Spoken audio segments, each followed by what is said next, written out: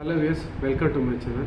In this episode, we shall discuss about the negative effects associated with excessive consumption of sugar. చక్కెర ఎక్కువ తినడం వల్ల వచ్చే దుష్ఫలితాలను చర్చిద్దాం.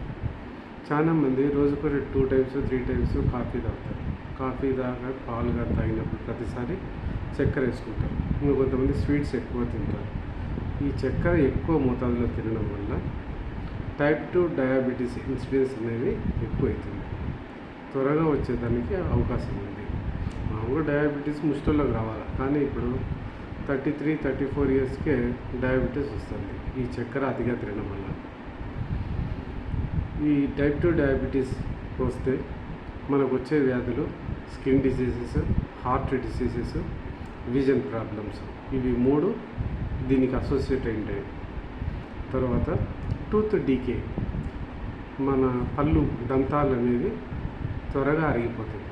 స్వీట్స్ తిన్నప్పుడు తేపులు వస్తాయి, బెల్చింగ్ వచ్చినప్పుడు గ్యాస్ట్రిక్ జ్యూసెస్ మన నోట్లోకి వచ్చి దంతాల అరుగుదలను ఎక్కువ చేస్తుంది.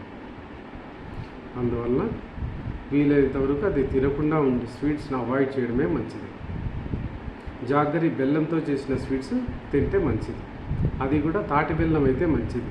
బెల్లం వైటిష్ బెల్లం అనేది, వైటిష్ జాగరి అంటే అది కెమికల్స్ యాడ్ చేసి ఉంటారు.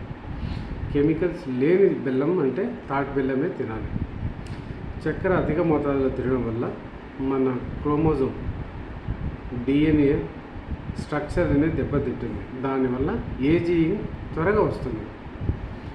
ఎప్పుడైతే డిఎన్ఏ స్ట్రక్చర్ దెబ్బతింటుందో రక్తంలో మార్పు వస్తుంది. దాంతో కళ్ళ చుట్టూ నలుపలు రావడము, మంగుమచ్చలు రావడము, స్కిన్ ముడతలు పడడము అనేది జరుగుతుంది. చక్కెర వల్ల అన్ని దుష్ఫలితాలే.